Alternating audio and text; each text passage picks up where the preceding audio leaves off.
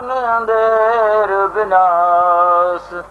हर कृपा ते संत पेटिया नानक मन प्रगास। याही कुल ते प्रगट होए ताही कुल को नाम।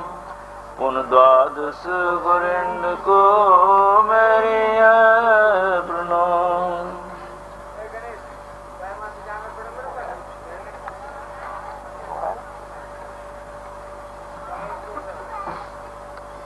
परम सत्कार योग उपस्थित सत्संग योग, आपने विद्वानों के विचार सुने हैं।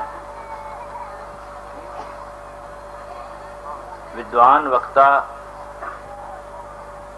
जो पढ़े लिखे वक्ता और जिनको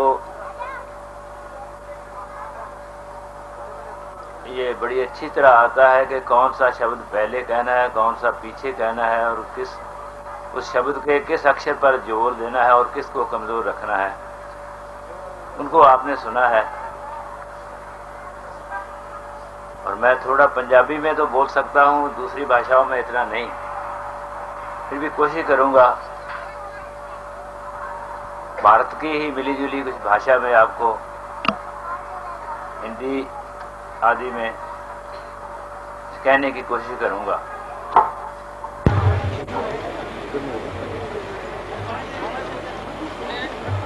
आज बसंत का समय, जितने से हम गुजर रहे हैं, जा रहे हैं, हमारे नामधारियों से बहुत बड़ा संपर्क है इसका, क्योंकि इसी समय इसी ऋतु में सदगुरु राम सिंह जी ने अवतार लिया। तो मैं एक बार सबको कहूंगा कि सब एक बार कहो, धन श्री सदगुरु। सदगुरु शब्द बहुत व्यापक है, परंतु इसकी गहराई में जाना बहुत मुश्किल है। आकाश बहुत बड़ा है, कितनी दूर आदमी जा सकता है। हमारे एक संत जी हुए हैं जिन्होंने सदगुरु राम सिंह जी के बारे में उनका एक ग्रंथ लिखा है, सदगुरु विलास। उन्होंने लिखा है कि गुरु को जस है सैल नबाते, मैं चीटी क्या चखाऊं ताके।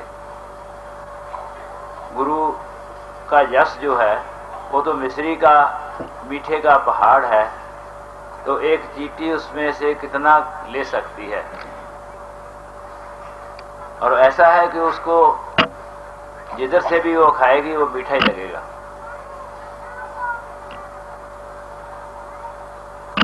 जो इतिहास में और गुरबानी में गुरु की व्याख्या लिखी है वो सब एक ही है। आपने अभी शायद ज्ञानेंद्र जी, क्या नाम है उनका, उनसे भी सुना था, यदह यदह धर्मस्य ग्लानिर्भवति भारत। वहां भी कृष्ण महाराज ने कहा है कि तदात्मानम सृजाम्यं, मैं आत्मा वाला होकर आता हूं। और ऐसे ही तुलसीदास जी ने भी भगवान राम के बारे में लिखा है, जब जब होए धर्म की हानि, बढ़ है असुर अदम अभिमानी।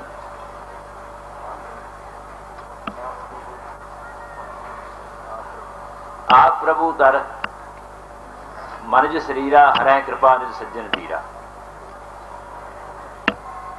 तो इस गवाही को हम ऐसा मान लें कि ये गुरुओं की नहीं है, तो फिर हमें गुरु गोविंद सिंह जी के वचन से हम तो बाहर जा नहीं सकते। ऐसा ही गुरु गोविंद सिंह जी ने लिखा है, जब जब होत अरिष्ट अपारा, तब तब देह तरत अवतारा। वो काहे के लिए? धर्म चलावन संत उबारन, दुष्ट सबन को मूल उपारन। तो ये सारी बात एक ही है। इस बात से हटाने के लिए हमको दूर आपस में करने के लिए अंग्रेज की नीति आई, और उसके समय, अंग्रेज के राज के समय वो काम करती थी। अब भी उसने हमें छोड़ा नहीं है। आप देखिए, थोड़ा सोचिए कि अंग्रेज के राज के समय जब पहला हमारा पंजाब था तो फ्रंटियर हमारे में पेशावर आज पंजाब में सारा कुछ था, और उसके अंग्रेज चले गए, पाकिस्तान बना तो हमारा पंजाब पहले फ्रंटियर को अलहदा किया तो उनको तसल्ली नहीं हुई, तो फिर पंजाब को पाकिस्तान ने अलहदा किया, कितना पंजाब हमारा उधर चला गया। तो उसके बाद एक पंजाबी सूबा बना, तो उसमें हमारा जो कुदरती देन है, पहाड़ आदि की हमें शिमला आदि, कांगड़ा और बहुत अच्छी अच्छी वैली जो थी वो हमारे से चली गई। कहाँ कुल्लू और लाहौल स्पीति, वहां मैं जाकर आया हूं। केलांग, वहां के बच्चे जिनकी रेस भी हमारे साथ मिलती नहीं है, वो भी पंजाबी पढ़ते थे। और जब पंजाबी सूबा बना है तब 2.5 करोड़ के करीब पंजाबी पढ़ने वाले थे, और जब पंजाबी सूबा बन गया तो 80 लाख के करीब रह गए। कितनी तरक्की हमारी हुई है आप सब देख सकते हैं।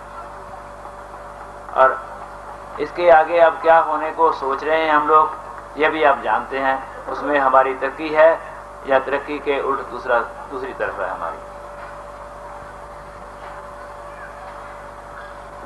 और सदगुरु की व्याख्या जो ग्रंथों में हमारी गुरबानी में की गई है, ज्ञान देता है, वो नाम देता है प्राणी को, और नाम जो है वो उसकी कल्याण करता है, और फिर उसका आना जाना छूट जाता है। और नाम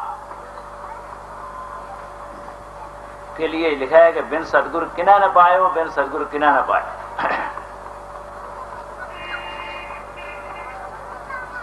हर नाम दिया गुरु पर उपकारी। कौन सा गुरु है? धन धन गुरु का पिता माता। पाहन कहा परसद काशकर सिद्ध न आई। ये नहीं, जो पत्थर लगा है किसी गुरुद्वारे में वो बहुत पूजनीय है, जिसके ऊपर गुरु के चरण पड़े हैं बहुत पूजनीय है, लेकिन वो पत्थर गुरु नहीं है। उसके ऊपर गुरु की भावना करनी, जो बोल नहीं सकता, तो गुरु साहब ने, गुरु गोविंद सिंह जी ने जो लिखा है वो मैं आपके समक्ष कह रहा हूं। ता मैं कहा सिद्ध है रे जड़, तो ये कहा पड़ता है। जो खाता पीता नहीं, कुछ लेता देता नहीं, वो तेरे को क्या देगा? उसको जड़ कहा है गुरु गोविंद सिंह जी ने। इसका अर्थ आपने कोश में देख लेना क्या है। तो ये गुरु की व्याख्या तो एक ही है, बेशक उसको इतिहास में ले लिया जाए, इतिहास में से, या गुरु बानी में, गुरु नानक की बानी में, आदि ग्रंथ साहिब में या दसम में, सब में एक ही तरह लिखा है। तो ऐसे ही आपने यहां देखा होगा, हवन भी हुआ है। अंग्रेजों ने हमें ऐसा सिखा दिया कि ये जो होम करना है ये तो हिंदुओं की परंपरा है, सिखों की नहीं है।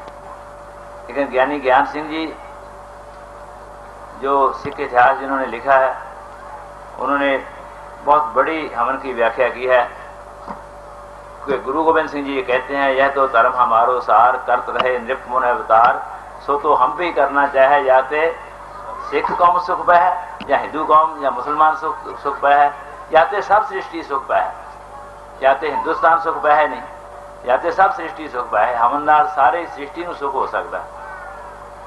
बहुत इसका लंबा लिखा है कि उसमें जो बालक हैं वो भगवान प्रकट होंगे, विद्या आएगी, अविद्या दूर जाएगी, बहुत कुछ उसके बारे में लिखा है।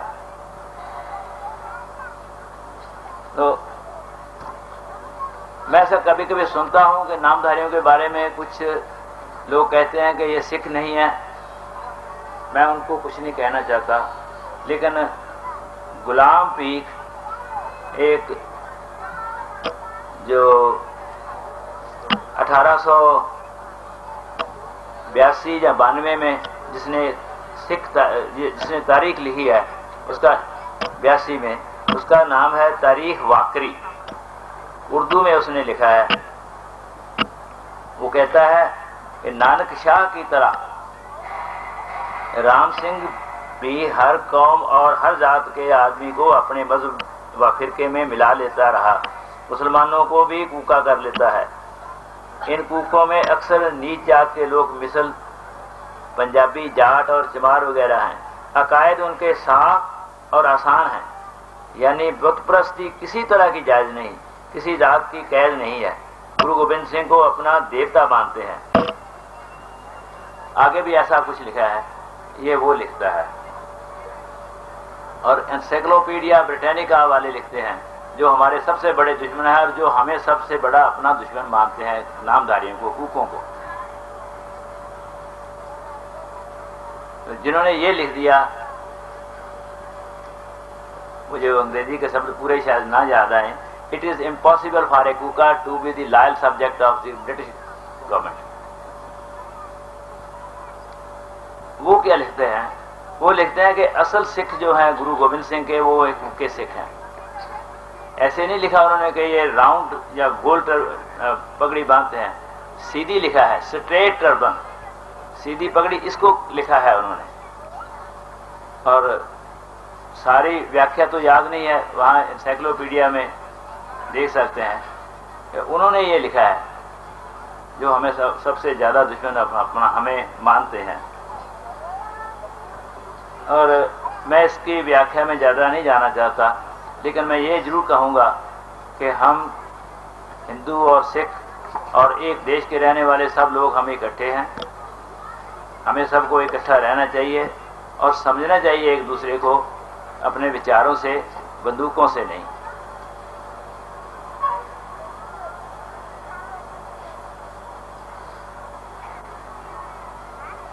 जो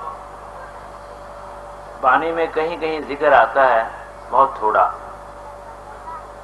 जैसे ब्राह्मण कैली का कंज का अनचारी का तान, यहाँ गऊ का जिक्र आया है। किसको मारने वाला जो है, फिटक फिटका कोड़ बदिया सदा सदा अभिमान।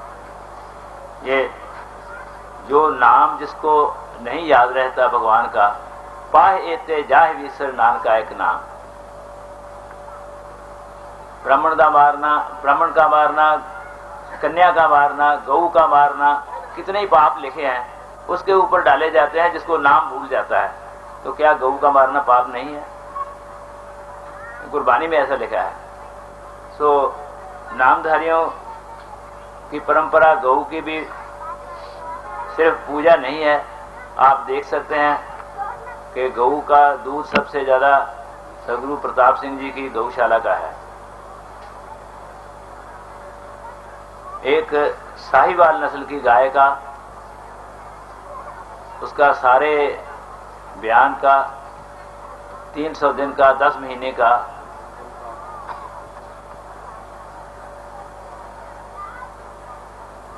ते 14,150 पाउंड दूध है। जबकि पूसा फार्म की गाय का 13,004 पाउंड है और हमारी इस गाय का 14,150 पाउंड है। और इसका सारे 10 महीनों का जो मक्खन का रिकॉर्ड देखा है, और एक दिन का सबसे ज्यादा दूध उसका 37 kg के करीब है, 75 पाउंड के करीब। जबकि पूसा फार्म जो सरकार का फार्म है उसका 65 पाउंड है, एक दिन का ज्यादा से ज्यादा। और मक्खन हमारा जो हमने रखा है उसका रिकॉर्ड उसी गाय का, वो 881 पाउंड 4 आउंस है। मानिए 19 पाउंड कम है। अगर 19 पाउंड और डाले जाए तो 3 पाउंड रोज की औसत बैठती है उसकी। तो ये हमारी परंपरा है, हमने गऊ की सेवा करनी है और गऊ हमारे धर्म की प्रतीक है।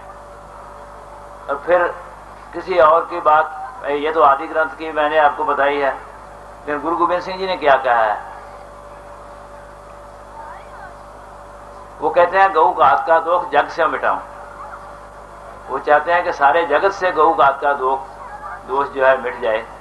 और हम जो गुरु गोविंद सिंह को मानने वाले हैं, अगर हम गऊ को मारें, गऊ को मारने की बात करें, तो मेरी तो समझ में नहीं आता कि हम क्या कह रहे हैं। कुर्बानी में हुक्म है उसके लिए कुछ कहा नहीं जाता, किसी को समझाया नहीं जाता। तो मैं फिर आपको ये कहूँगा कि सब आपको सबको मिलकर रहना चाहिए। हम सारे भारतीय हैं, विचार कोई ईसाई हैं, मुसलमान हैं। ये आपने देखा ही है, गुलाम पीक जो मुसलमान है उसने ये लिखा है कि गुरु राम सिंह ने मुसलमानों को भी अपने धर्म में मिलाया। और हमारे धर्म में जो शादियां होती हैं गुरु राम सिंह जी के आदेशानुसार, उसमें ये दाज दहेज वगैरह सब कुछ बंद है। और एक बहुत बड़े समारोह में 200, 400, 150 जितने भी हो सके वो इकट्ठी शादी की जाती है। और आप सब समझते हैं अगर एक शादी इधर हो और एक उसके बाद हो, एक उसके बाद हो, अगर 50 शादी ऐसी हो तो कितना खर्चा आएगा। अगर 50 शादियां इकट्ठी एक चक्कर में हो जाएं तो उसका कितना खर्चा आएगा। तो इस खर्चे से भी हमें गुरु राम सिंह जी ने बचाया। और फिर सबसे बड़ी बात ये की कि जो सीधा भगवान से जोड़ दिया और इधर संसार से जो ये दुख रूप संसार है इसका आना जाना जो है उससे छुड़वा लिया। ये सबसे बड़ी बात गुरु राम सिंह जी ने ये की। तो मैं आपका बहुत धन्यवाद करता हूँ। बहुत देर से आप बैठे हैं और सुन रहे हैं। और ये तो आपको बता ही दिया गया है कि मांस, शराब, हंसबाज जी ने शायद बताया था कि ये यहाँ तक कि कोका कोला, चाय वगैरह भी हम वर्जित करते हैं अपने आदमियों को, और सिनेमा देखने से भी रोकते हैं। तो बहुत से ऐसे शरीर होते हैं जो कहते हैं, किसी को कहता हूँ कि सिनेमा नहीं देखना, वो तो मैं देखता ही नहीं, तो टेलीविजन पर देख लेता है। अच्छा, आप टीवी नहीं, टीवी के ऊपर जो सिनेमा आता है, सिनेमा की तस्वीर वो नहीं देखनी, वो भी नहीं देखता जी, तो वीडियो की फिल्म ले आता है। जैसा हम इधर को साधन सोचते हैं ऐसा हमें ये साधन सोचना चाहिए कि कैसे हम इनको छोड़ें, हम इसको कैसे ग्रहण करें। उसके रास्ते हम ढूंढ रहे हैं विनाश के। और अपने जो हमारा अपहरण हो रहा है अपने अंदर से, जो सबसे बड़ी बात गुरुजी ने लिखी है, जो गुरुजी ने अरदास की है, वो हमें करनी चाहिए। काम, क्रोध, लोभ, झूठ, निंदा, इनते आप छुड़ावो, ए पीतर ते इनका डारो, आपन निकट बुलावो, अपनी विद आप जनावो, हर जन मंगल गावो, बिसर नाही कब हुए ते ए विद मन में पावो। तो मैं यही कहकर आपसे आगे हूँ। अच्छा, वो कुछ बहुत बातें भूल जाती हैं कि हॉकी वाले लड़के हमारे जो हैं वो इसी वेशभूषा में उन्होंने जो नेहरू टूर्नामेंट है उसको अपनी उम्र के छोटे बच्चों को उन्होंने जीता है, सारे इंडिया को। तो जो कलकत्ता में गौवध होता है, वहाँ से हम लोग वहाँ से बहुत सी गौएं छुड़वा कर रेल में, पंजाब में, हरियाणा में, जहाँ भी हमें समय मिलता है हम ले आते हैं उधर से। और संगीत के बारे में मैं कोशिश करूंगा कि उस्ताद अमजद अली आपको हमारे बारे में कुछ कहेंगे, वो अच्छा रहेगा। और फिर कुछ एक दो बच्चों को आप सुनेंगे भी। यहाँ नाज नेरलकर जी हैं, उनसे आप सुन सकते हैं। कुछ आपने देखा भी है इधर, किन लोगों को हम इधर ले आए थे तो आपको कुछ सुनने को मिला। तो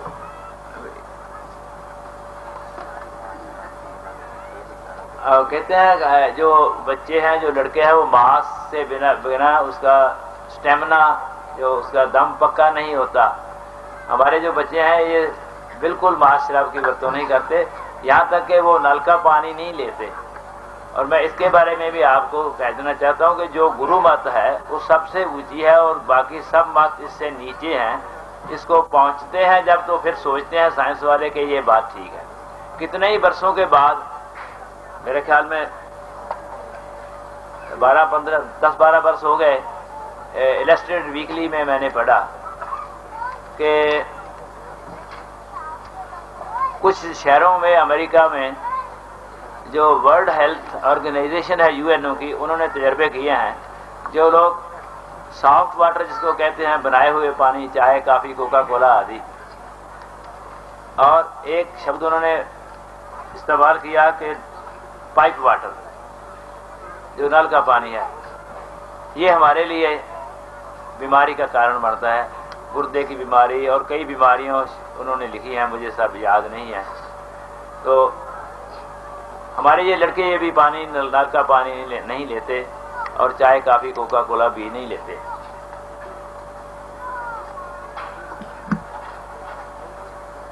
इसी तरह हम लोग कोशिश करते हैं कि हम अपना जो हमें हमारे गुरु से मिला है, हमें नाम का सिमरन, वो 1 घंटा करते हैं। जो आप सब लोग जो किसी भी धर्म को मानने वाले हैं, अपने अपने धर्म में रहकर अपने अपने गुरु का दिया हुआ जो मंत्र है उसका स्मरण जरूर करो। वो सब एक ही चीज, आप जानते हैं हमारी कई स्टेटें हैं, किसी स्टेट में कोई कानून है, किसी में कोई है, उसमें जो रहता है उसको, उस कानून को जो बदलता है उसको अच्छा नहीं मानते। तो मैं यही कहकर सब